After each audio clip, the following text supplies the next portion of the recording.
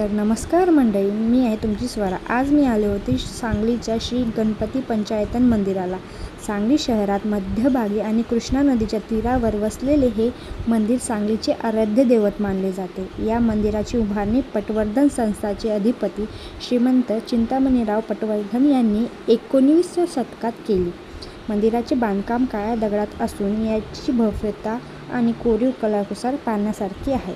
या मंदिराला पंचायतन मंदिर असे म्हणतात कारण मुख्य गणपती मंदिरासोबत भगवान शिव, सूर्यदेव, श्री लक्ष्मीनारायण आणि देवी चिंतामणेश्वर यांचे मंदिरही इथे आहे.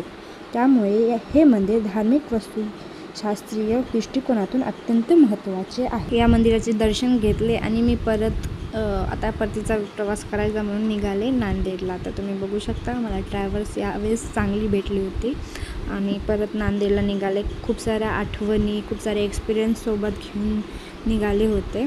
तर मला छान वाटलं कोल्हापूर एक्सप्लोर करून. खूप साऱ्या जागा राहिल्या, तर तुम्ही नक्की मला सजेस्ट करा की कोणत्या अजून जागेत जायला पाहिजे मी कोल्हापूरला, जिथे काही मला नवीन बघायला भेटेल.